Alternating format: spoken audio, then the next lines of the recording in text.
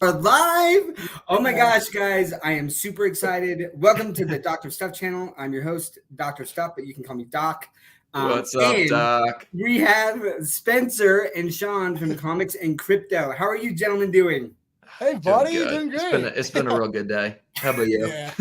I've been seeing you guys. It's been a very busy day for you guys. Yeah.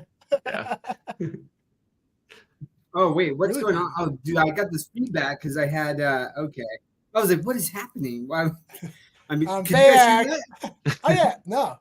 You're fine. So weird. I could hear, okay, anyways, I had some weird feedback. So I kept hearing Sean laugh, but then his lips weren't moving, and I was like, what's happening? Oh, those are just the night terrors. Once you get Sean in your head for a little too long, it's just you always hear them.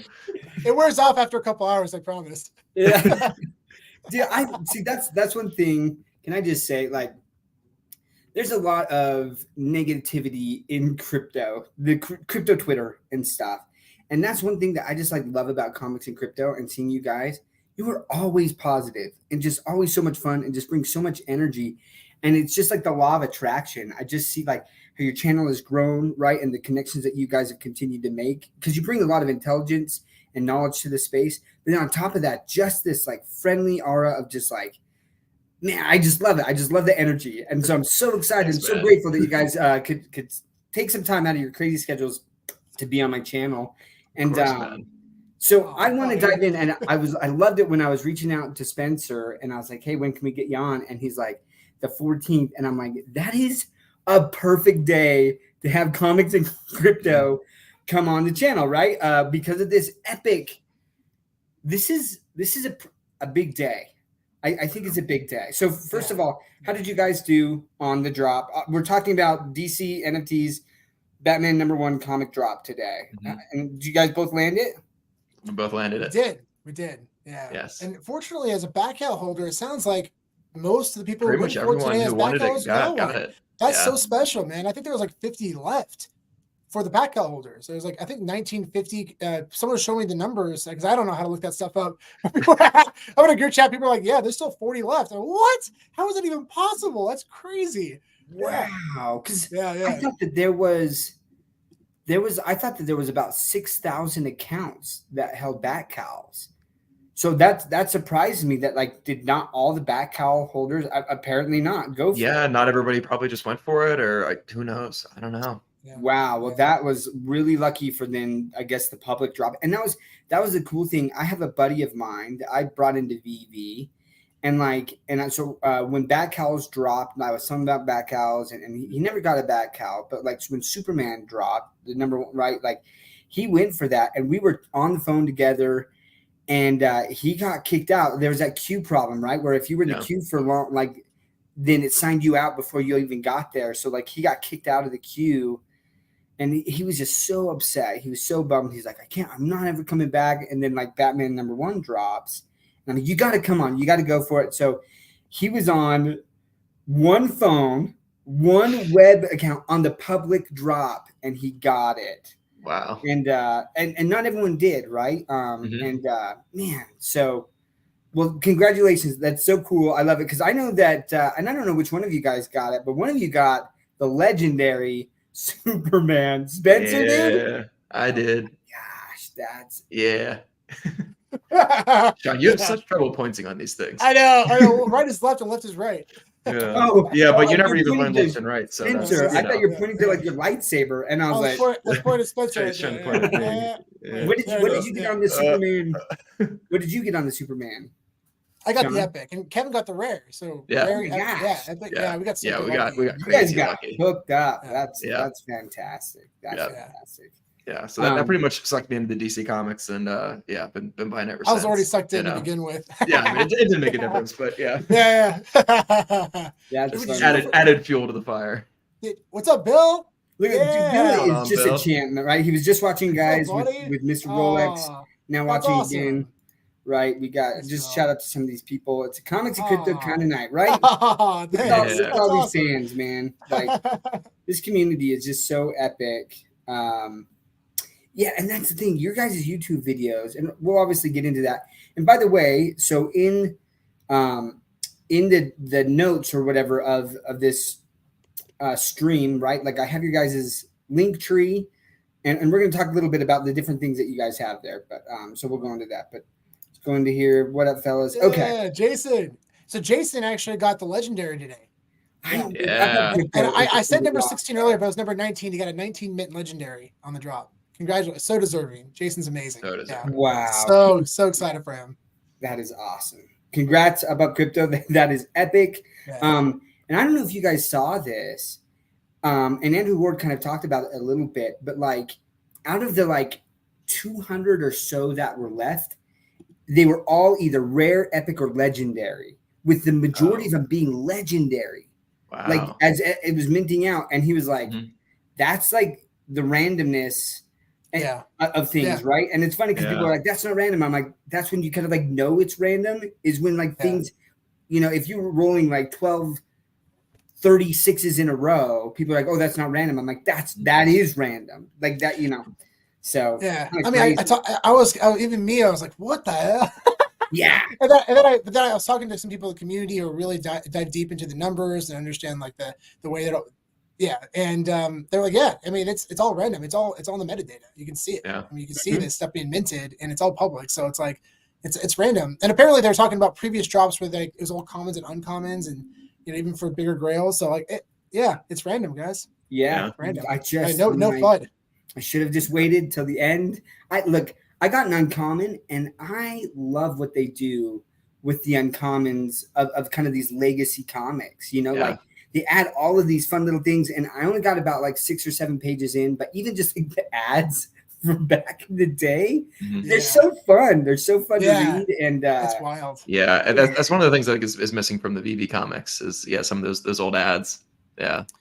I mean, I think they're definitely taking them from Marvel Unlimited, so it's tough, you know, to go back and do a original. Yeah, so it's unfortunate, but they're still really rad. But yeah, that's really cool that they're able to start from scratch from DC and just go about it in a different way, which is really cool. And I love the way that they've like put like, you know, members of the community into the comics, like in some of the ads. Like it's just so special for the Yeah, and I know today was kind of disappointing a little bit in the sense for the public mint. I know there are a lot of complications that happened, but man, this company has done a phenomenal job. They've done a really wonderful job. That multiverse drop was absolutely phenomenal and super creative. I'm very excited for the future of this company and also Backhouse. And I'm a Backhouse holder, but at the same time, I am Backhouse holder because I believe in this company. I believe in this project. I believe in the leadership team.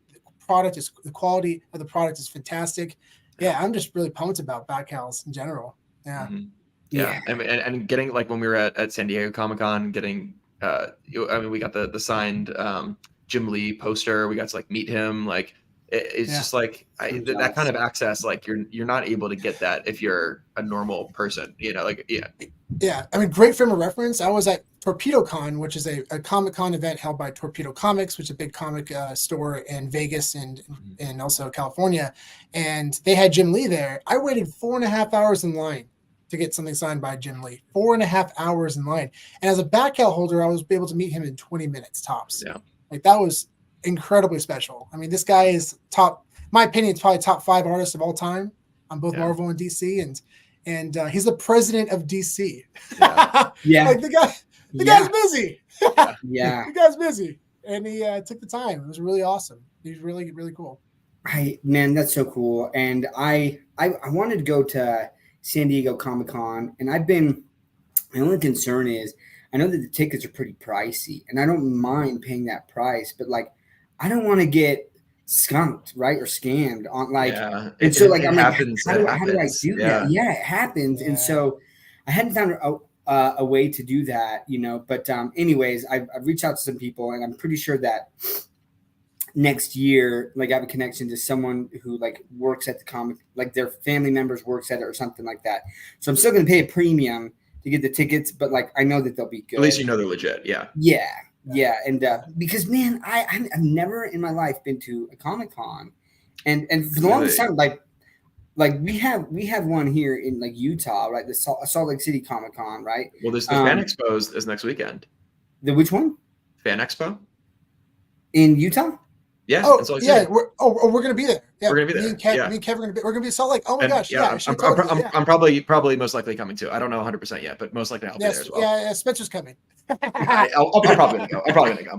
He's gonna be Hey, there. well, we're gonna have to. We're gonna I have got to nothing else do to that, do. man. I'll come Are in. you really gonna just put my mom, Spencer? Huh? No, You gonna put my no, no, I Sean. like it. It's Oh, like this look one- down.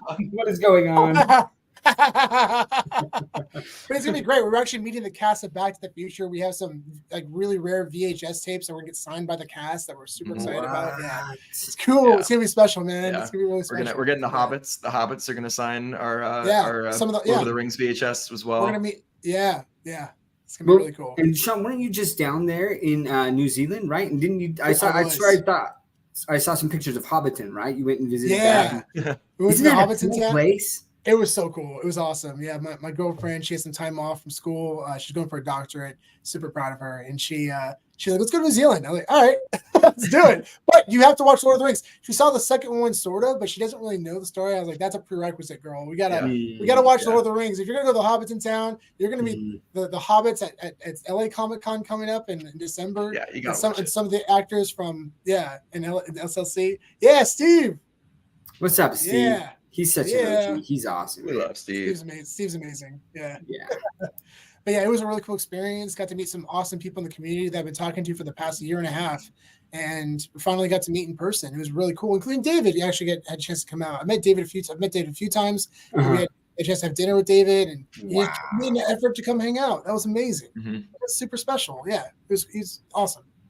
So my wife and I, we did this trip around the world back in like 2015, and the first place we went was New Zealand in Auckland, and I'm like, 95% sure that I freaking walked past his store and had no idea who he was. Yeah, of course. Right? And I'm like, man, wish I could have just been like now, right? Like when, so I'm jealous because I saw that picture or a couple pictures that you had of David's store, which is huge, by the way. It's a really cool store. I mean, it's pretty big, but there's a lot of stuff in there. There's a lot of different stuff. You have cars and collectibles. There's people in the back playing Magic the Gathering. I heard people screaming out like, Rivendell, and I don't know to play Magic the Gathering. There's a whole like big brick barricades too. Like I think he has a lot of like more unique stuff than you'd see in like a normal just like comic shop. Yeah. And that's where I think like the collector in him really shines, right? Because I think some of these shops in general, they're just getting your typical statues and comics and things, which is great, and that's what most of the community is. But that's where I think like David is trying to introduce people to like other things, and I'm like just constantly trying to be like, hey, check this out. Because even when I saw him at DCon last year, right? He was like, oh, I gotta stop by this artist, guys. Like this is up and coming artist. You guys gotta check him out, right? And he's just like showing these people. They're not even on VeVe or anything like that, but like just like his love and excitement for collecting, and that's what really I think has made VeVe stand out. And we bought some packs from his store because I wanted people to like have an opportunity to own something from his store. So I bought some Pokemon cards and some Lord of the Rings Magic the Gathering cards. So we're gonna do a giveaway probably next week. So I'm entering. I'm entering. Yeah, nice. Yeah, I'm rooting for you, bud. That's awesome. That's cool. That is cool. So I have a question for you guys. And I know that you've kind of given some background, but for people who haven't yet, right? Who may be watching this, how did you guys meet? And then how did you find VeVe? Because I don't recall that. I know how you guys met and things, but if you can kind of give a little bit of a background for people, a little refresher. I'll go ahead. Yeah. So Sean and I met in 2017 in the Madhouse Hostel in Prague, in the Czech Republic, or I guess formerly the Czech Republic at the time. And we just like. I don't know. We met at this like big, like, I guess like a family dinner type thing that they put on at the hostel. And we just like immediately hit it off. And we just like hung out the entire time that we're there for like 3 or 4 days. And we went to a big beer festival together. There's some funny pictures of us in the club together. Like, I mean, it was, we had a really good time, but we just like hung out and connected. And then we ended up being in Berlin at the same time, like a few days later. So we ended up hanging in Berlin, and then we just like stayed in touch over the years. I mean, I gotta give all the credit to Sean because he's been the one who definitely in the beginning pushed us to stay in touch because I'm not always good about that. But yeah, we visit each other, you know, like when I was in San Francisco visiting other friends, like I would go see Sean, like Sean like came into the city and, you know, toured me around in his little Prius and showed me all the cool spots. And then classic Californian. And then, you know, he would come out to Boston when I was in school at you know, at Northeastern in Boston, and, you know, we hung out there. And, you know, so we just kind of like did this back and forth for a while. And then, you know, I started introducing Sean to crypto, I guess like in like 2018, and, you know, had him invest in a few things. And then, you know, I think a couple years later, you know, he was getting really into comic books, and it was just this like kind of perfect storm of like, you know, me being really into crypto and NFTs and him really being into comic books, and us just like for like basically like 6 months straight, just like nonstop every single day, just like teaching each other, you know, things about our respective markets, and just, you know, him asking questions, me asking questions, and, you know, just like a kind of big crash course. And while all this is going on, somehow stumbled upon VeVe, and like, hey, like there's this platform that has all these, you know, DC collectibles on it. And, you know, we're really excited about DC comics, and, you know, just the comics in general, and NFTs. And it's like, there's a platform that's doing both of these things. Like we have to check this out. So yeah, it's like, I honestly, I can't even remember the exact moment, or like, I must've seen something on Twitter or whatever. And then I remember sending it to Sean to be like, hey, we got to check this thing out. And I can remember both of us like kind of writing it off in the beginning, being like, this doesn't really look right. Like, I don't know, like the UI in the app is weird, and it just like I don't know, it didn't connect right away with us. But like, there was no marketplace. I couldn't buy there was no anything marketplace. Yeah, and it's like you had to buy shit on Telegram. Dude, I was like, Spencer, what am I doing right now? Buying what from who? And I it's like trying to like explain to him like, oh, you gotta like escrow with this guy, and like what? I bought a Todd from some guy for I think $150, and I bought it from him. And I'm thinking to myself, what the hell did I just buy? What? Yeah. What's that? But I remember Spencer talking about it had a first appearance stamp on it. And then I saw videos from NFT Pirates. Big shout out to NFT Pirates. Yeah. And legend. Legend. And legend. and I was like, that he made it all click for us. You know, I just like, oh my gosh, that makes so much sense. And and then we connected the dots. Then we were on the Facebook group page, and we were talking about some of our ideas, because the Marvel announcement happened, and we didn't think people really understood the significance of this IP. You know, specifically like Spider-Man, and like the drop didn't barely sold out. You know, some of the things were going way below retail. Oh yeah, Spider-Man did not sell out. Yeah, and then question mark crazy in hindsight, right. And I remember.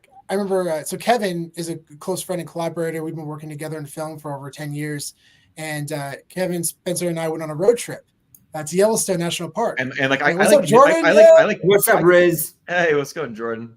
Yeah, and like I like kind of knew Kevin at this point. Like we'd met a couple times, but like we weren't like close friends yet. And then, you know, the three of us went on this road trip to Yellowstone, and yeah. And then and then it was funny because at the time we were just Spider-Man drop happened, and people were kind of talking about it. I'm like, guys, we're at this weird little like hotel motel thing in Montana. Like barely any service, like this weird little place, like a raccoon comes in every night, and like, or a fox like comes in every night. There's a fox. This dude feeds the fox inside the hotel. It's like I was doing a dissertation on moose. Remember that? He was doing research on moose in Yellowstone, and it was cool. Those are sketch, by the way. But we're all just like here on the shitty Wi-Fi trying to get the drop, and I remember we were just talking about like, guys, why don't we start a podcast? You know, I know comics, and Spencer knows crypto, and Kevin doesn't know shit, but he's going to learn. Yeah, he's gonna learn. Ironically, the funny thing about Kevin is Kevin actually is, I mean, he knows pop culture left and right. He knows it so well. So everything, you know, just like for comic books and the investment side, he knows all the characters. He understands the backgrounds. The Star Wars, he is the most knowledgeable Star Wars person I've ever met by far. He owns 27 physical lightsabers. Like this is before physical. We're not talking about like Disneyland lightsabers. We're talking about no, these are like metal, like heavy, like He builds them. He's been doing this for years. So like, that's amazing. It's super, he's an amazing guy. And does he sell them? No, he doesn't flip really. I mean, he's starting to learn a little bit, you know, about flipping, and so are we actually, because we never really flipped either. Yeah, we learned a lot. We learned a lot from the bull run. We learned a lot from the bull run. Yeah. Oh yeah, I think everyone did, right? Making profits. Hard lessons. Yeah. Well, so I was going to ask you guys. So, okay, about what time then did you enter? Because if the marketplace wasn't open, like it was a spell. Like probably from end of or was it mid March or something like that to or maybe even beginning of March. I'm trying to remember, but like to like April or something. Like it was a long time, right? Oh, for no drops. So yes. No, the drops you can go for the drops, but like the marketplace. Marketplace was completely shut down. Sorry. Yeah. So when did you guys join in like April-ish? Actually, it was March. Yeah. Oh, March. No, March. Yeah, it was March. Okay. Yeah. Well, I remember those days. So Crypto Rain, he introduced me to him, right? And he actually, I think that he was the second person to talk about VeVe on YouTube. There was what was his name? Who talks about I'll have to, Randy knows it, but anyways, there was another YouTuber, but Rain started talking about it, and he pronounced it VeVe, I think, when he first was talking about it. But he came to me and he's like, "Hey, look, what do you know about NFTs?" And Top Shots had just really started to like make a name for itself, right? I think around that time, someone had purchased a LeBron James like moment for like $250K. And then everyone is like, "What's this NFT thing?" And it started to blow up, right? So Rain is like, that's another one that I didn't sell that I should have. I had one of those crazy LeBron ones. I still have it. I still have it. Yeah, from like the Series 1 or like actually the alpha release. I have an alpha release LeBron. Wow. Maybe it'll do well in the future. Who knows? I still have it. It's LeBron. It's first look, but it was worth like $50,000 or something like that at one point. Like I could have made some good money on that. I could have made some real good money on that. Yeah. Rain dropped like $2K early on. In October, he bought a lot of the season 1 packs of NBA Top Shots. And he was like, "Hey, like it's so funny, man. I'm so good at giving other people advice, and then I just like never listen to my own advice." Yeah, the same way. So he had like his account was worth like, I can't remember if it was $180,000 or $200,000, and he'd spent like $2K on it or something like that or less, right? And I was like, "I'm telling you, man, you should sell some of that stuff. You should sell some of that stuff." He's like, "Oh yeah, like a big." I'm like, "I really think you should sell some, right?" And he never did, and now he's kind of the same thing. He's just like, I should have sold." And like, I was on Raid's channel back in 2021, and I did make some sells back in like January and February. But like I rolled it back into other stuff that I'd been dying to get in things, right? But at the same time, I'm sitting there telling everyone, I'm like, "Guys, like as soon as cash out comes, the market's gonna dump, And so I'm just like, be really concerned about that. And yet at the same time, so I'm saying all that because they kept saying that, we thought that cash out was coming in like February of 2021, and then it didn't hit until February of 2022, but then it didn't hit until July, right? And and then as soon as that was really announced, right, the market tanked and stuff, and I was like, I knew it, but then why didn't I act on that? And so lots of lessons learned, right? And that's the cool thing though about being early is I think that we made some good money in general, but I don't think it's over. Like the story's not over, like in my opinion, right? And I think that there's a lot of people who've lost that vision. They caught it, right? And they saw the pump, and some of that pump was manipulated, right? Because from stolen gems and a lot of different gems, bots, 100%. But like I remember NBA players being in some of VeVe's like Twitter spaces, right? Like and listening in as they were making these announcements. Like it was big. Everyone was in on it, right? And then the market crashes, and it's just so funny because there are cycles, whether it's in stocks or real estate, and I know crypto as well, right? But like the timing is all different there. And so, I'm super grateful to be here and learning about this because, like I said, I don't think it's over yet. And so, my buddy who went for that Batman drop, he keeps being, he's like, "Oh, the VeVe market's so down, it's so dead." And I'm like, "Isn't it great? Isn't it awesome? Like you can get everything for so cheap. You don't have to compete. You don't have to compete with people on the market. Like even like getting like mint numbers you want is like it's like there's no way we really get our 77 lightsaber for what we did, and I mean, I think that the way to think about it, it's like the economy is down, like the markets in general are down, but fundamentally nothing has actually changed about VeVe, like about VeVe. There is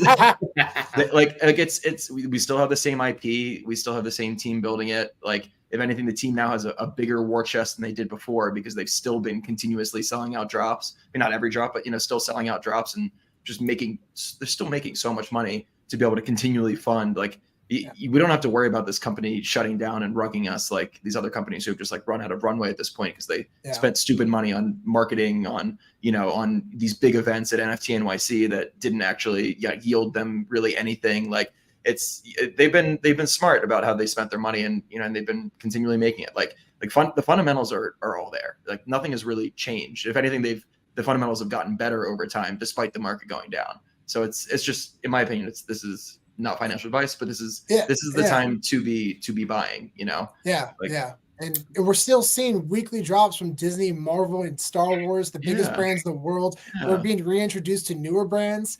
So it's exciting, man. It's exciting times. And I know that the market isn't where it was a couple of years ago, but there's a lot of factors that play into that, like Spencer mentioned. And if you understand the potential where this can all go, it's a very exciting future. Yeah. Congrats, incredibly exciting. That's awesome. And look, I'm with you guys on. So, like, I titled this, and I want to dive into it a little bit more, right? About, is this the golden age of digital comics? And obviously there are different ages, right? The golden age, the silver age, the bronze age, and things that they've labeled that. And that's about where my comic knowledge ends. Like, I am not super knowledgeable in this space, right? Those are just, it's the years that those books were released. They're just put into different time periods, basically. Right. Yeah. But if we look at in general the value, right? The golden age is the comics that are worth the most. Am I correct, right, in that? Or are there some exceptions? Sure. There are exceptions for sure. Yeah. I would say that Silver Age and Golden Age are definitely the most for sure. I think Golden Age, especially when it comes to scarcity.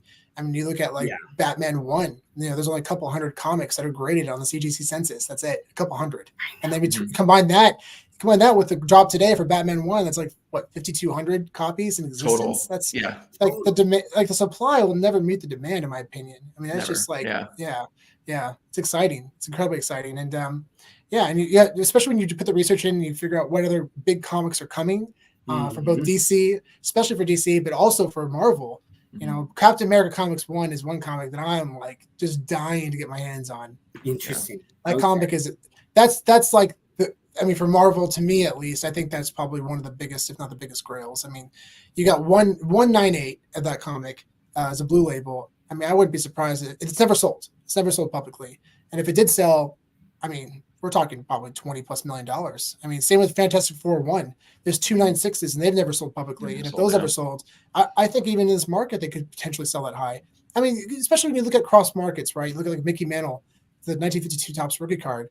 There's 310 grades, and it's been projected that those cards could sell for over $40 million. And that's really kind of the peak in terms of collectibles, in my opinion, at least. And I mean, outside of paintings, there's a lot of paintings have sold for a lot of money, but in terms of pop culture, sports, things like that, that sports card is the grail of grails. And a 9.5 grade sold for $12.6 million, and that was 6 months ago, 6 to 12 months ago. So I mean, you reference different markets and you see terms of value, the biggest grails, comic books. I mean, those are so significant, especially with these characters in the MCU. They're hitting the core of everyone. Everyone's starting to love these characters, and they only become more significant over time. Well, so this is where I want to get into it with you guys a little bit, right? So we've seen some of these golden and silver age and bronze age comics be released already, but and some of these with the value, it does have to do with scarcity, right? And you kind of just touched on that, but so here are a couple questions I want to pick your brains on. Do you think that going forward that let's see how to best word this, but the chronological order of some of these drops of the digital comics, will that be taken into consideration in the future? And what I mean by that is so Marvel #1, yep, and then you had Spider-Man, right? But what about some of these other ones that had the first exclusive Marvel covers for VeVe, right? But then some of these others that dropped very early on, do you think, because that might be historical significance, if VeVe becomes a big thing or mainstream longer term, that just because they were some of the first digital comics, even though in real life they might not have significant value, that they might have a bigger value in the future because of that digital blockchain historical significance? Yeah, I mean, I think definitely. I think there's going to be some value that people are going to assign to that. I mean, like just like thinking myself personally, like I would assign value to those things because they've been released earlier, and it's like it's kind of like a relic, and it's like for the people who are around at that time, especially who are like actually able to participate in those drops live. I think it's a very sentimental thing. So I think that's something that those types of people are going to want to collect as well. But also, I mean, there's people who are completionists. You know, there's people who are going to want to be able to say that they own one of every common or something like that of, you know, season 1, you know, for example. And, you know, and those are comics that are part of that set, you know? So I think there's going to be a lot of demand for those going forward, even if they're not necessarily the biggest comic. Yeah. Yeah. For collectors and investors, you know, that's always about differentiating value. And especially for these digital collectibles that do not deteriorate over time, they're going to come up with ways we probably aren't even seeing right now. I mean, I definitely can see a future where there's probably something very significant going on right now that no one's catching. Yeah. But the biggest thing is it's got to catch a lot of momentum, right? That's how anything's going to catch on. People have to back it and put a lot of money into that for people to believe in it. You know, you saw in the physical comic book market, you know, you saw comic books that were dropped. You saw, you know, like a first print, you know, obviously very significant. And then you have a second, third, fourth print. Always the value goes back to the first print, which is like the first edition. And then you look at, and then over time, people realized, oh, wait, there's newsstand variants, which were sold outside, which, you know, we're battling the conditions of the weather. And when you can get like a 9.8, 9.9, or even a 10 graded copy of that, 9.8 is insane. Imagine getting a comic as a 9.8 sitting at a newsstand from like 1985. That's wild. And then there's Canadian variants, like comic books that are sold in Canada that people put a lot more value on. So the price variants, the price variants. There's the Star Wars 1, a good example, the 30-cent variant.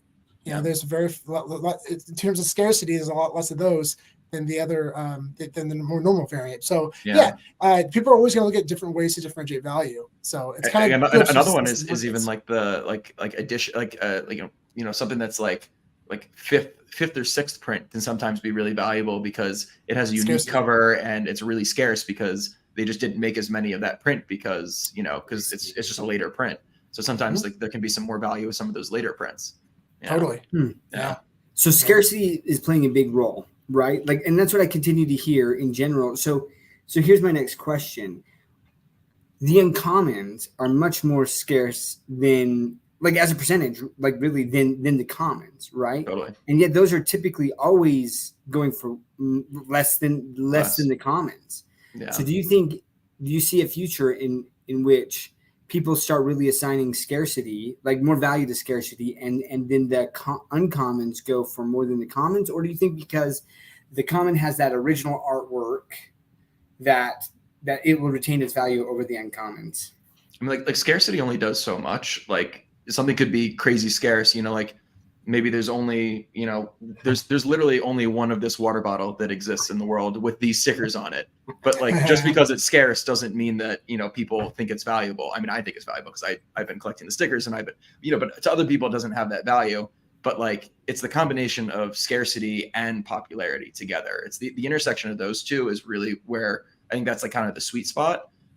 So it's like, people like that original cover more. It's a more popular image. So even though it's not as scarce, people might value it more. And we've seen it in the market that people have, been valuing it for more than the uncommon. So I think it's really important to consider both of those things when you're assessing these types of things. That's something that we really preached from the very beginning. There's a lot, especially when there's only 5-10 comics that were on VeVe, people are putting tremendous money into these comics. And then as there's a couple editions that were much more scarce, people put tremendous value into the scarcity when the physical comic book itself wasn't very popular or very valuable in the physical space. Yeah. So it's a shame because I think Hitmonkey was a big example of that. I mean, there's a lot of comics on VeVe that will probably never ever reach their all-time high. Yeah, and that's why it's so important. Like for us, we were always like preaching like grails and keys, because these are the ones that there's going to be so many things that are going to drop on the app. Yeah. You got to pick and choose. And look and do your own research. Like, it's so important to do your own research. Like we just try to give enough tools to create a foundation so you can find your own voice as a collector or investor. That's really what it comes down to. That's so important to us, is that you do your own research so you understand what it is you're getting involved in. Because even if you're just a collector, you're still spending money on these things. Yeah. And you don't want to overspend on things that aren't worth what they are. So you just got to be careful. So yeah, I mean that's why for us, the grails and keys have always been something we preached. And biggest thing too is like, what else is there to come? Because that was something that was happening when the first 5-10 comics were dropping. It was like, when there's 500, 1,000, 5,000 comics on VeVe, which ones are going to stand the test of time? And that's why it's so important to do your own research and understand like what else is out there. Because then you can understand, okay, I'm going to prepare for this one because it's probably going to drop. I mean, they're dropping everything, so it's probably going to come. Yeah, it's going to come. So yeah. Well, I'm sure the VeVe, like obviously, there are agreements and there's terms, right, or like a length of time in which they can renew those contracts and say, hey, we're going to extend for another 3 years. But in the meantime, whatever the term length of those contracts are, I'm sure that VeVe is really trying to get as many of the FAs characters and as many of these gold, silver, and bronze age comics, as well as new comics, right, and get as much as they can there. So that's a good point. And to that point, when I said I didn't know much about comics, I collected comics like a little bit as I loved X-Men, man. I watched the cartoon, and so I loved X-Men, and I had some comics. I'm pretty sure I had FA Deadpool and some other things, but my mom threw the box of comics away. It's all all gone, and that's a very common story for a lot of people. But like, as I kind of got older, like I kind of got over physical collecting. That's amazing, man. Giant size. That's so cool. It's actually signed by Stan Lee, Herb Trimpe, and Len Wein, who created. They all passed, unfortunately, and Chris Claremont, who's still a legend, and Roy Thomas. There's Stan Lee's signature at the bottom.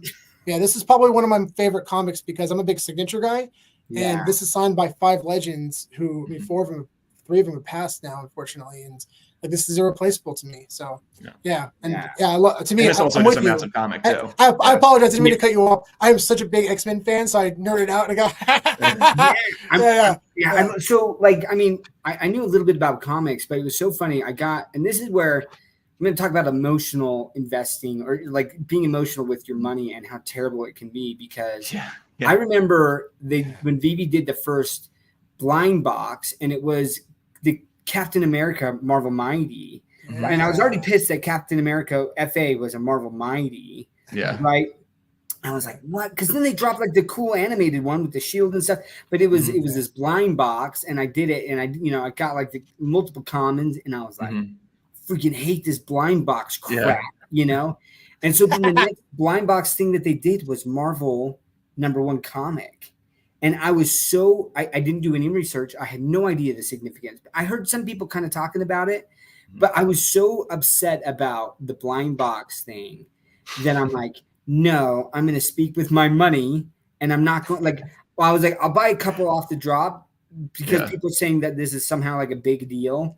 So I did, and I got 2 commons, but like, and that made me even more mad, right? And so then I was like laughing as like I was looking on the market, and like people are like, they're dropping them for like $2, but I just keep seeing them just getting bought up like crazy, because I was like, oh, maybe I'll buy a $2 one, and like something would drop, and I try to buy it, and it was already sold, and I was like, oh, like that's weird, right? And like, and then it got to like $9, and I'm like, oh, that's great, but I didn't pick them up, and like a week later, all of a sudden they were going for like 50.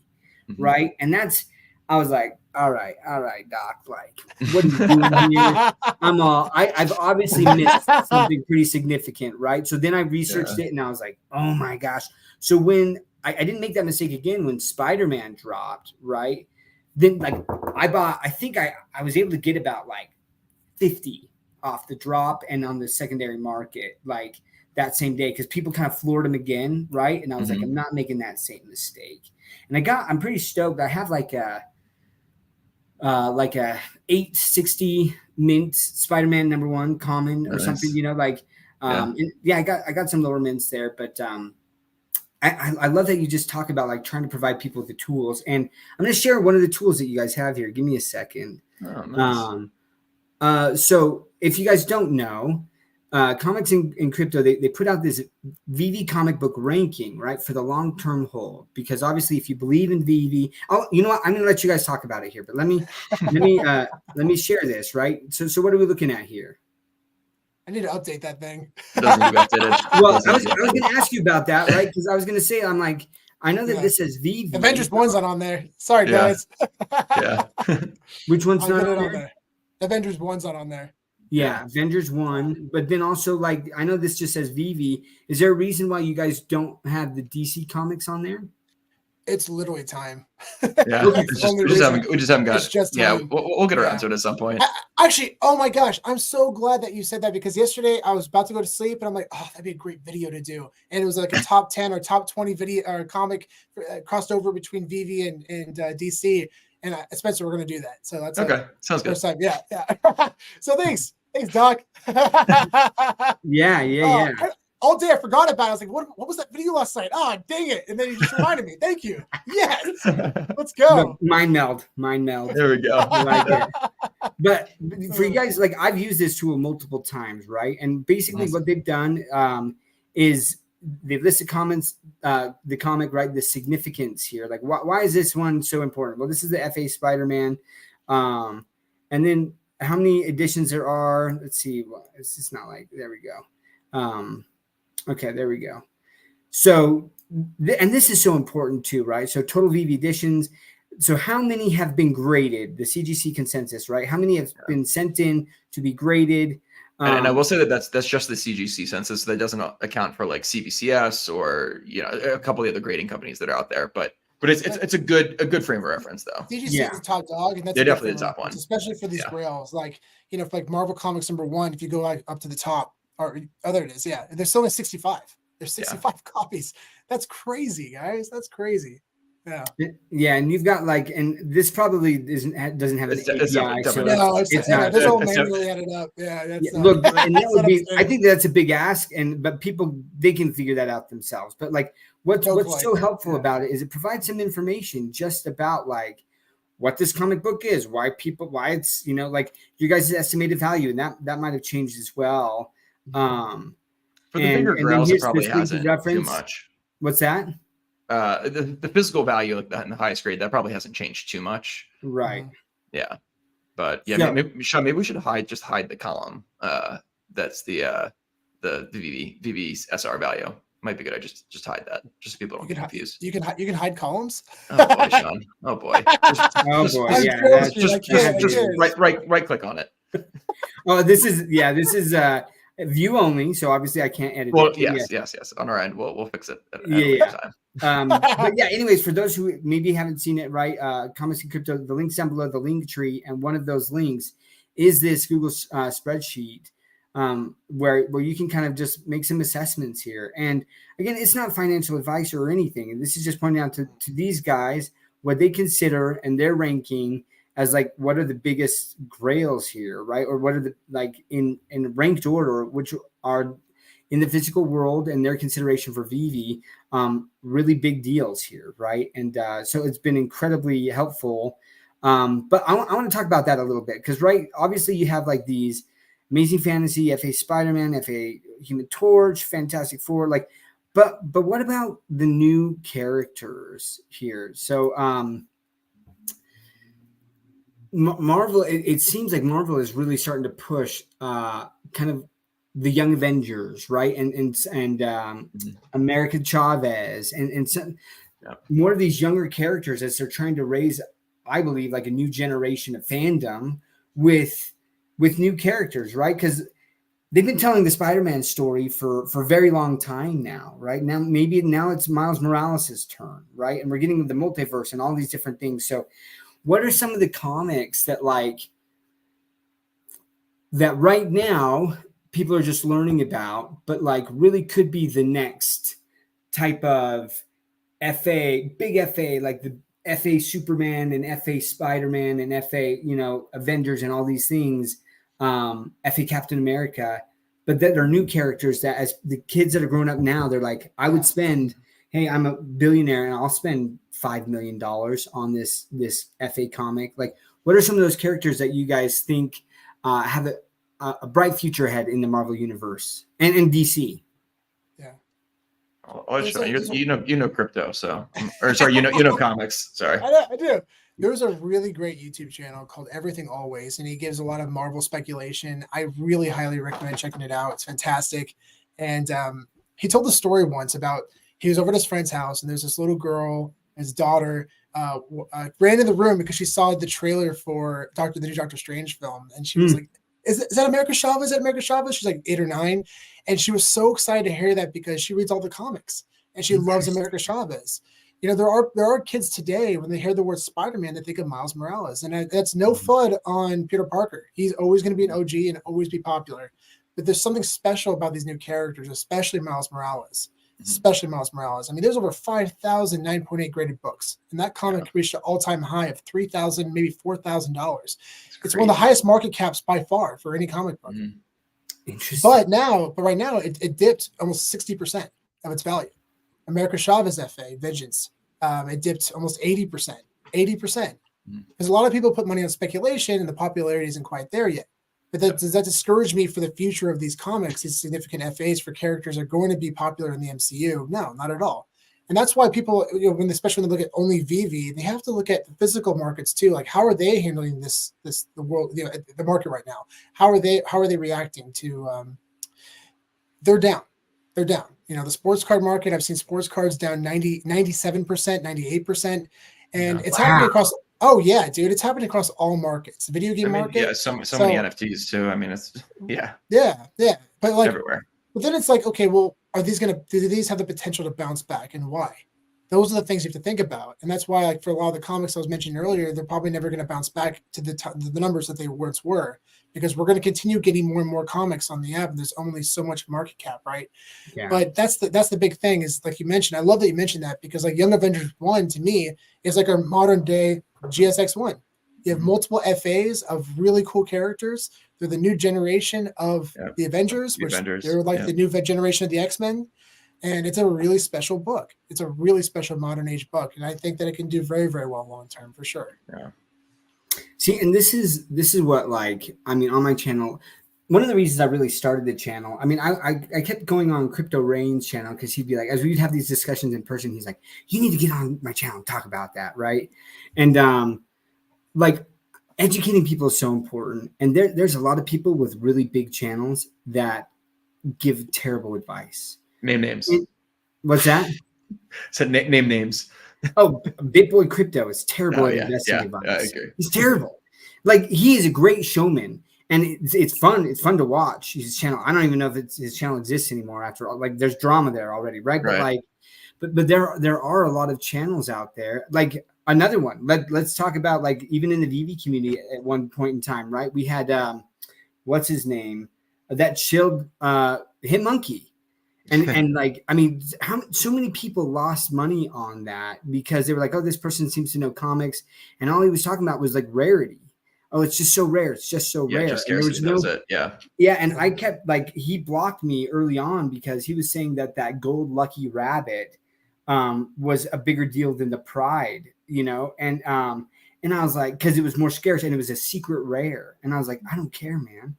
Like, if you look at like Givenchy and, like, you know, like all these things combined, like, that's just not going to hold up. There will be more secret rares, but like, you know, like there will be one FA of like a high profile fashion brand that's partnered, and just talking about these things. But like, I was like, I just want to get out there, and that's typically on Twitter too. Like, I'm out there and I try to tweet about things that like I like and I enjoy, but then also try if I think there's scams or anything. The first video I did on my channel was actually like how to avoid getting scammed. You know, some common scams that happen in crypto, you know, like on Discord, because that was the first thing that happened to me. I got scammed in the VeVe Discord because the marketplace wasn't there, and I was trying to buy the Ultraman, the Ace Ultraman. And this person reached out to me, and like the deal was going to be like I gave him a Joker and like 50 gems or something like that, right? And he was like, mine's like more valuable, so you send me, you know, the Joker first or something like that. So I was like, yeah, like and he'd be like, oh, here's all these people that vouch for me. I fell for it, right? I sent him the Joker, and then it's like, oh, like send me the thing, you know, then I'll send you the gems. And he's like, oh, my app's not working. And I was like, what? Like, what's going on? After about 10 minutes, I was like, look, bro, like either you say that or I'm telling everyone on the Telegram that you are. It was Telegram or Discord about. I'm like, that you're a scammer, you know? And he's like, oh, don't do that. How dare you? And I did. I posted. I was like, look, this guy scammed me. Like, I'm not getting my stuff. And it caught someone else who was in the middle of a transaction with the guy who was about to send him some stuff. And like, wow, and you're able to stop it. And it was able to stop that and stuff. And That's then great. he changed his name. I kept following him and like continued to announce. But like, there's a lot of scammers out there trying to take people's hard-earned money, right? And I was like, I just want to educate that. But like, that's why I love the entertainment value and the energy that you guys bring, but also like the knowledge. And the best way to make any decision is first to be informed about it, and then make sure that it's not an emotional decision. You know, like I did with Marvel 1, and trying to take the emotion out of it and just being like, okay, like if it's an investment, if you're trying to look at it as an investment, if you're just collecting stuff, throw all the emotion in there. You know what I mean? Because it's not going to matter. Someone was asking me, they're like, hey, should I do this or this? I really like this more. And I'm like, at the end of the day, it's what you love. Because if you spend it and you love it, then you don't really care if it goes down or not. Like, yeah, that sucks if you blew like a ton of money on it. You obviously don't want to do that. But like at the same time, if it's something that you're just going to continue to enjoy, like the Pink Panther, I can't tell you guys how excited I was when they dropped the Pink Panther on VeVe. Yeah, like, it's so nostalgic for me. Like I watched, my dad traveled a lot growing up, right? Like, so I did not get a lot of like time with my dad. And so when I got to watch movies with them, and the Pink Panther was something that he just like loved, that's like really nostalgic and just drives this like emotion. Yeah. So cool, like I was like, I don't care if this goes to zero, like could not care less. Now, what I do want VeVe, and I mean, I would be the first to talk about regulation and like the importance of like, you know, AML and CFT and all these things, and ensuring that they're protecting themselves. But like I would love to be able to send my dad a Pink Panther. I don't want to go open the app and buy one for him. I want to send it to him for his birthday. You know, so like Christmas was tough last year, man. I all the stuff I want to say. Yeah, I'm with you. We're on the same page for sure. Yeah. So hey, VeVe, you know, like you got a lot on your plate, but man, if you can find a way to make that work, which you should be able to, obviously, you know, people send money to each other in banks. Like there is a way to do it. But I'm looking forward to that day. Like on my dad's birthday, I'm going to be like, hey, check this out. The animation is epic. The original music score, which is really hard to get a lot of times, right? Like with that. Super so, cool. And I was stoked because I missed the drop. I didn't get it. And I was like, I'm kind of surprised that this kind of sold out on the drop, you know, just because I'm like, it's kind of a niche IP. But then a lot of people kind of saw like they were flooring it, which I was like, oh, sweet. Like, I'm so stoked. So I was able to pick up like a double digit mint for like $40 or $50 for you. And I was like, I saw one for like 56 or 59. Is like a mint 50? Is it number 50 something? I'll have to I saw it because I was like, should I get it? Should I get it? I'm like, and then I left and I came back and it was gone. And I'm like, oh no, it's gone. And I'm so happy if you got that. Yeah, Bill, awesome. Spider-Gwen 100% also up there for sure. Spider-Gwen, very excited. Spider-Gwen. And I did get a lot of the Marvel Mighty Spider-Gwens. I collected a lot of her, or the Ghost Spider, right? Like, I actually have a 43 mint of that. I think I have 43 do you? Mint. Yeah. What? Yeah. Nice. It shows my conviction. And that was when the prices were higher, man. So that shows my conviction for Spider-Gwen for sure. I'm very excited for Spider-Gwen's future. And by the way, Bill, good. Congrats on your purchase for that first print of Ghostbusters sealed. Yeah, definitely. Shoot me a DM, man, and I'll help you kind of figure out where you want to get that graded. Wait a second. Where is this? What did you say that in the chats? Yeah, he scrolled up at about 513. He made a comment about that. Oh, way back then. Okay. Oh, let's see. Oh, okay. Really cool I didn't see that. Yeah. Congrats on that. So cool. Yeah, that's great. Okay, it's a great find. That's a classic, and that's the other thing. I love that you guys you're into so many different areas of collecting, and I want to talk about that next. So it was mint number 62. That's what I got, man. Like, awesome. That's amazing. I'm so stoked. $40. That's so good. That's crazy. Yeah. That's crazy. Yeah, that's like a dream. That's something like if like back in 2022, if you threw that out, people would lose their minds. Yeah. But that's the thing about differentiating value, right? It has to meet with the demand. If the demand's out there, then differentiating value isn't as significant, but that'll change over time as the demand goes up. Yeah. So, and someone made a great little point about that right here. So Slider, right? He said, we can tell it's actually real and sustained because he's talking about the gems, right? And he's like, those discounted stolen gems might have added a lot of liquidity, but if we do get 50,000 new users, then there's a potential for a lot of liquidity again, right? And then the mints are limited, and they will go for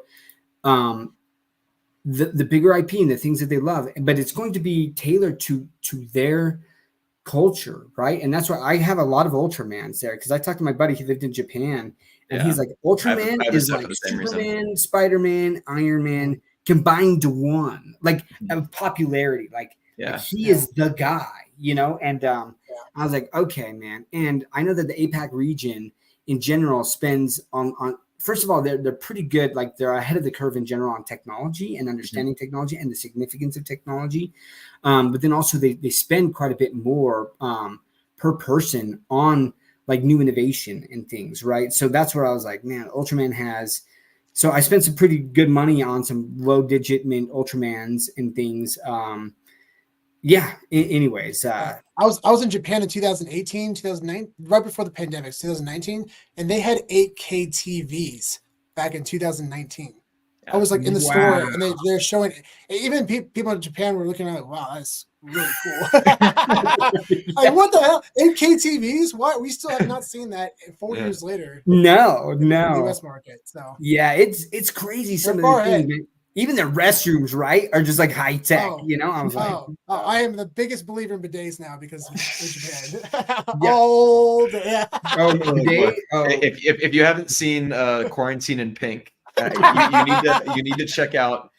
So Sean did a web series, or basically a little series that they did during the pandemic.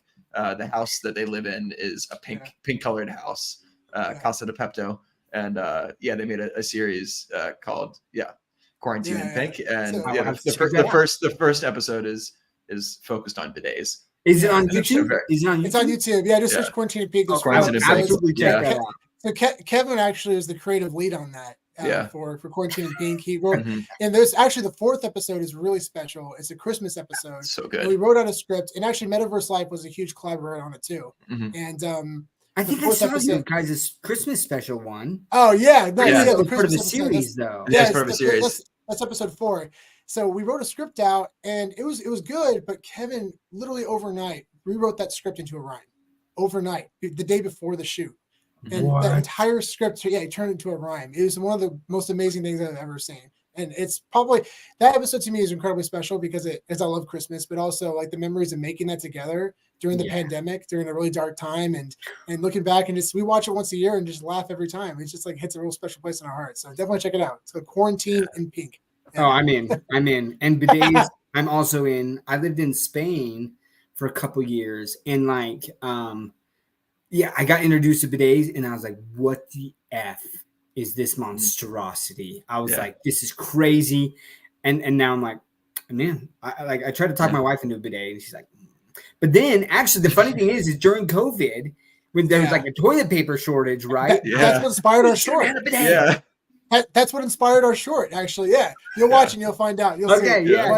But get her the one with the heated seat and the dryer, man. She'll understand immediately. She'll like, okay, now I get it. Now I get it. See, we're all sold on it. We're all sold on it. And that's the funny thing is I'm like, I feel like if people just give it a shot, That's great. Sold. I have yet to talk to someone who's actually given it a shot, like more than one try or something, right? And been like, hey, try it for a week.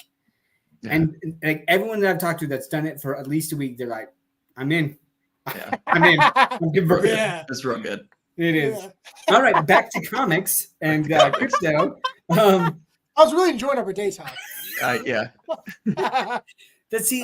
what, man, you guys are so fun to talk to. Sean, I need to really, I talked to you a little bit about at DCon, but you were obviously in high demand. But definitely when you guys are out here.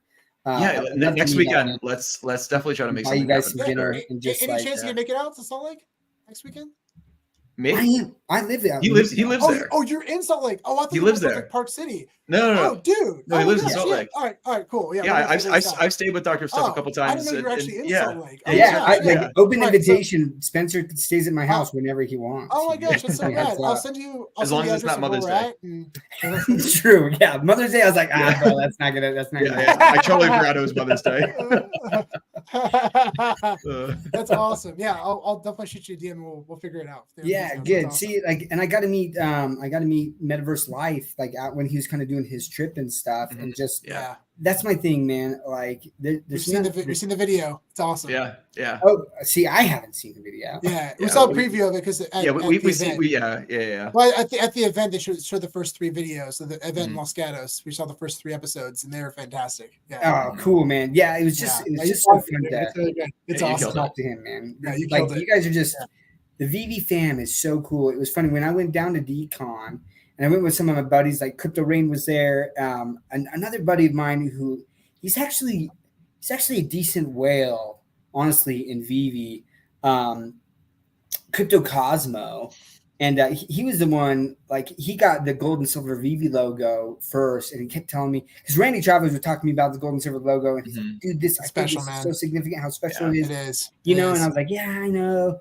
And then Crypto Cosmo did it, and he just, because I talked to him a lot more than I do Randy, and so then, I was just like, all right, man, I'm in there. But anyways, so we all went down to DCon together, and it was so funny because they're like, Doc, dude, you're so in your element. I'm like, it's because I've interacted with so many of these people for like a year and a half, and kind of during COVID and all this stuff, right? And like, so to see him in person and just to like give him a hug and just like, I don't know, like I feel like they're these friends that I've just never seen in person, right? Like, totally. So you don't skip a beat when you meet in person. You don't skip a beat. It's the best. Yeah, isn't that so weird? There's no awkward pauses. It's just like, how's you been? What's going on? You know, like, it's great. Yeah, and I was just thinking about the first time we met was actually in New York at the Batcals event that was going on. It was during NFT NYC, right? Yeah, that's what it was. NYC. Yeah, and we had such a good time at the event, and then it was me, you, Rain, Randy, Wendy, and big shout out to Wendy. Wendy's the best. But we all went out for karaoke afterwards, and we just had this like tiny little crew doing karaoke. It was such a fun night. Yeah. It was so funny. I saw a story on my Instagram that I haven't seen in like a year, and it was Wendy because we were talking about. We went on a Twitter space recently, and it was a story of you doing karaoke, singing comics and crypto. And I'm like, I should have screen recorded it because it's gone now. Like, no, it was hilarious. Definitely message Wendy and get that video. Yeah. Okay, did she record? Dude. Spencer dropped some amazing songs there. It was the first time, and this is the one thing. Look, I feel like I'm a pretty good judge of character in general when I meet someone in person. I look at body language. I look at kind of the things that they say. Do they listen to other people, right? Or they constantly trying to?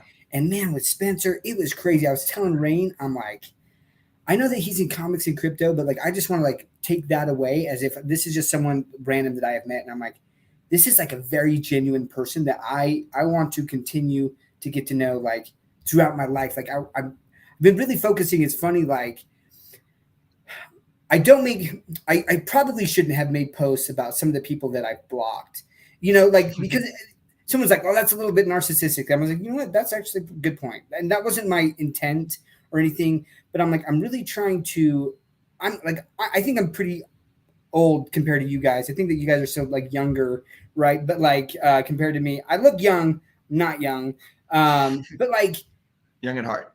I'm so sick of the bad vibes of people and the animosity and so much negativity. I'm like, I just need to cut that out of my life. And so I really do try to focus on when I find someone who just really is like a real down to earth person, very genuine. I'm like, those are the type of people I want to try to connect with. And some like life is crazy and that doesn't always happen. But with Spencer, I'm like, there's a chance, man. I want to continue to connect with this guy because he's just. Hey, man, I feel so similarly. When the first time we met, and you know, we've been able to keep it going. I'm like, I've stayed with you a couple times now. I met your family. Like it's I know we've really accelerated things beyond just collecting and being in the same community. It's incredible.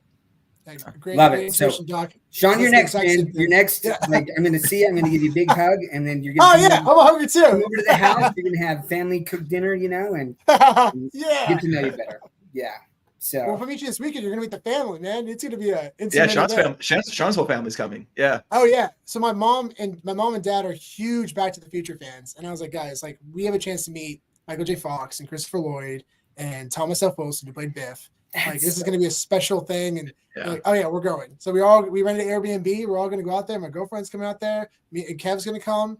And then Spencer's going to meet up. It's going to be a I'm fun definitely, time. I'm going to come. I keep saying maybe, but I'm just going to come. It's an easy drive. You got to come to Come on. Spence. Yeah. Yeah. So wait, here's my question though. Like, is there a way for me to get a ticket? And like, did you guys? How are you guys meeting them? Did you have special access, or did you buy a ticket to see them? Or so we actually applied for press, and we got press badges, but we'll talk afterwards. okay, Yeah.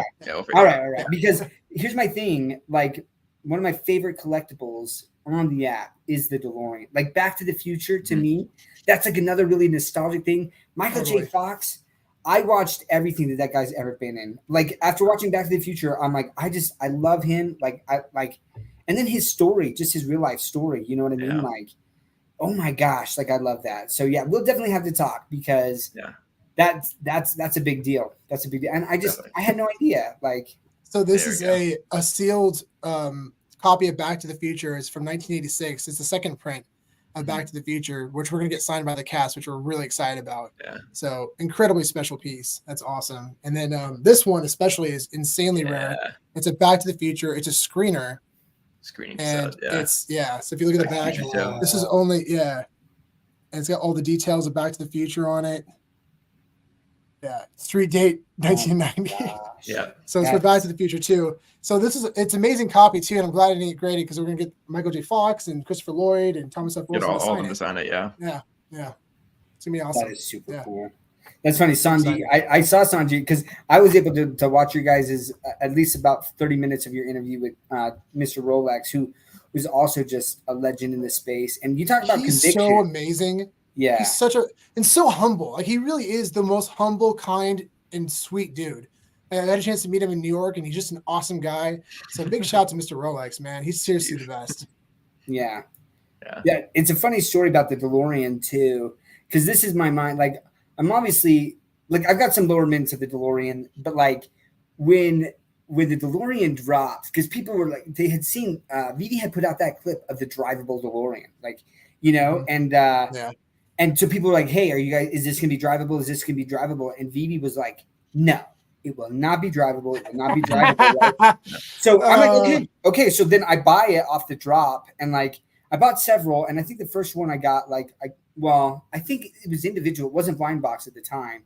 The ultra rare, the drivable big one sold out, but like there's a lot of the minis that hadn't sold out yet, right?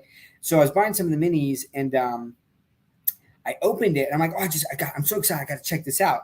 And it was drivable, right? And I was like, oh my gosh. So I'm like driving it. I'm like, I gotta take a video of this. So then I send the video to Rain and a couple of my buddies. I'm like, guys, this is like an Easter egg. They were totally like messing with us. It's drivable, right? So I bought so many of those freaking things. And then they took it away, right? And I turned so VeVe futter, I was just like, I was so pissed, but obviously I've gotten over it, and it's still to this day one of my favorite collectibles.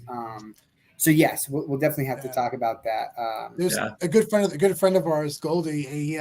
He got actually the 1985 mint on the drop for the first one, the ultra rare, and then he got for the second one, he got the 1985 drop again. What a legend!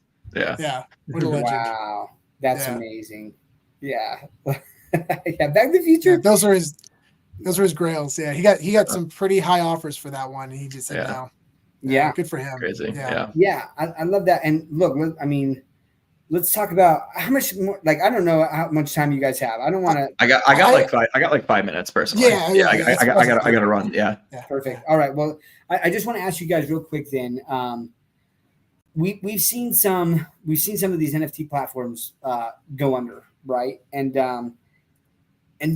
as much as like I love VeVe, like I mean, what do you think that VeVe has to do to continue to stay relevant? And where do you see VeVe in the medium to long term? And same with DC, right? Because DC's also doing this. So and sometimes I feel bad that I leave them out. It's just VeVe continues to drop more stuff. But like, what about those two platforms? And what do you guys think about them long term? Yeah, I mean, on the VeVe side, I think it's like they gotta continually just keep putting out like good quality collectibles. Like no more of like Electra type bullshit. Like they really gotta to hone in and just make sure that everything is really, really quality going forward. I think they really need to focus on rewarding collectors who are, have been around since the beginning. Like it's, that's how you're going to be able to retain these people and allow them to be able to continue staying around in the app, continuing to buy things. I think obviously we got to attract new users as well. That's really important. I think it's right now it's just keep the heads down and keep building the platform out and preparing it for the mass adoption that we all believe is eventually going to come. But it's going to take a little bit of time. So I don't know if marketing, right now really even is going to be that effective. I think the market really has to turn around, but when that does happen, like I think, starting to actually really push it out there is going to be really huge. But yeah, on the VeVe side, I think those are kind of the key things. And on DC side, I feel like they've been, there's obviously always ways to improve, but I feel like they've been doing a really good job of like providing utility to bat cow holders and just like, I feel very connected to that ecosystem, and I feel like I've gotten a lot of value back from I feel like I've far surpassed the value that I initially spent on my bat cows, like multiple times over, and will continue to get that value going forward. So I think as long as they keep rewarding their collectors in that way, I think they're going to be fine. Yeah. The leadership on both sides are fantastic. They're just amazing people that work within the company. We've had them on the podcast and have been able to get to know them pretty well. They're just fantastic people who are passionate about this, about these companies and the projects. And VeVe specifically as a company, I just hope to see the infrastructure continue to build during this bear market. It doesn't make sense to me personally. Why would you want to market a product that's not finished yet? We can't offer trades within the app. We can't search for mint numbers. There's a lot of things like just basic stuff that we need within the app. You gotta, and one of my favorite analogies that I thought of once was, why would you invite anybody to a house party, to a house that is not even finished being built yet? Like that doesn't make any sense. So they're going to continue building, like focus on that first, and then you market. But they're doing a great job. They've been on 4 Comic-Cons or 3 Comic-Cons. This is gonna be the 4th one. Sharing a booth with Marvel. I think we're still hearing the news about the New York Comic-Con event, but like 3 so far for sure. And it's been really special. They've done collaborative giveaways. Man, being around at San Diego Comic-Con and doing that live drop with people in the audience and helping people sign up for the app really quick, and they were part of it. And everyone, at least the first drop for Venom, everyone got the drop, and everyone was cheering and so excited. And it was awesome. It was an awesome experience, man. It was super special. Like the good old days. Type of energy and seeing that energy in person, people understand, because that, especially for them, they bought something that literally 10, 15x immediately. So like that's a special thing, because that's what it was like. And regardless of like the investment side, just the energy of capturing, just being a part of the collectibles or an IP that you love, and that's really special. So, and then when it comes to the partnerships, just seeing new brands, new creative collectibles. I really hope they dive into wearables. That'd be really, really cool to see. I'd love to see digitals. Digitals are going to be really special. I think it's going to be really cool to see that. So yeah, there's a lot of things that we haven't seen yet that I'm excited to see. And bat cows, I am crazy about bat cows, because VeVe, I look at VeVe as they're a company that's selling digital collectibles. But bat cows, they're a true NFT project, right? That has a ton of utility. Like I've already received like way more than I paid for my bat cow, my $300 bat cow. And I've been able to meet Jim Lee in person. Spencer's gone to a party, an event in person at New York. You both did. You both went to that event. That's amazing. They're giving premiere tickets to people to Shazam to go see movies. Like that's awesome, and that's special. And for me specifically, I really think that DC overall is significantly undervalued. By far, because the films haven't done well like Marvel, and Marvel's incredibly popular for that reason. But I really believe in James Gunn, and I think he's going to do amazing things. I think he's going to turn things around. And I think he's going to turn things around. He's personally directing and writing Superman Legacy, which is coming out in July 11th, 2025. I know that because that's my birthday, July 11th. So I'm like really excited. I'm actually a big Superman fan, so I'm really excited for that. Yeah, this guy right there. So, so I personally think DC is significantly undervalued overall. Even the physical comic books. So. I'm really excited for what they're doing, and just stay true to that project. I really hope that they focus all their energy and time into bat cows, and just really just do the best they can with bat cows, and just continue the roadmap past 2 years, because they've built a really strong community. And I don't really know if it really makes sense right now to like start other NFT projects, but as long as bat cows is like the foundation of everything they build, I think they're going to do very, very well. I think that's such a good point, and I never thought about it that way. Honestly, that back house is an NFT project as opposed to like a digital collectible store like VeVe, dropping all that stuff. And I 100% agree. I mean, I remember when they came out, we had Matt Mason, both Crypto Rain and I, amazing guy, Matt Mason, right? So and cool. oh my gosh, a legend. And he stepped away, but he's still connected to them, right? And but like I agree. There's still out there. There's some concerns with me with the back cows, right? Because they have offered so much utility. They have to be able to continue to generate income, right? And they're doing that through the comics and things. But like, I guess like sometimes I listen to some of the asks of the back cow community, and I was like, we gotta be like realistic, right? I'm like, this is still a business, and they have to make money, And if they can't, then they're going to go away, and I don't want that to happen. But I was just in the space listening to them, Andrew Ward kind of talking about like he's amazing. Big shout out to Andrew Ward. He's an awesome guy. He's so cool. He's awesome. Mm-hmm. Yeah. And so I want to get to know him better. And so I'm going to reach out to him and see if I can get him on the channel and talk to him some more. But he did talk about like the overdrive and also like owning your NFTs, like that interoperability, right? So anyways, well, gentlemen, I know that you guys have busy schedules. I really appreciate the time that you've had. Like, it's so, you're just legends. And I'm so grateful for you guys in this space. You too, man. You're educators, and it's so important. So I included in the notes, again, like their link tree and also their Twitter handle and things. But follow these guys. Subscribe to their YouTube channel. You're going to learn a lot about comics. I continue to watch all of their hodl and sell videos. And they're funny, man. And they got merch. Which I got to buy some. We got merch. Yeah, we do have merch. By the way, those hot or sell videos are 100% Kevin. I give him a script that's literally like just the facts, and then Kevin comes and just brings this hilarious creativity to it. So that's all Kevin. They're all so funny. Yeah, 100%. I'm there editing, like laughing. That was good. That was good. Yeah. His song about the merch and getting the merch, and I was laughing about that. But hey, and real quick, I just want to shout out, and this is the thing. So like Omicron, thanks so much. Like, it's cool. I was able to help. I actually helped Rev Alex G. He was like, his account got banned or whatever like that during the drop. And so he was all super bummed. And I was like, one of my buddies, like his account got locked up or whatever a week ago. This is who helped me and did that. And so, but just talking with people and hey, like I'm here to help. So if you guys have questions about crypto or anything like that, I'm out there to help you, right? But just stay safe out there. And again, Comics and Crypto, you guys are legends, Sean and Spencer.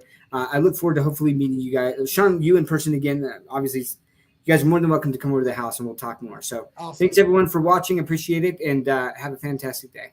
Thanks so much. Bye, everyone.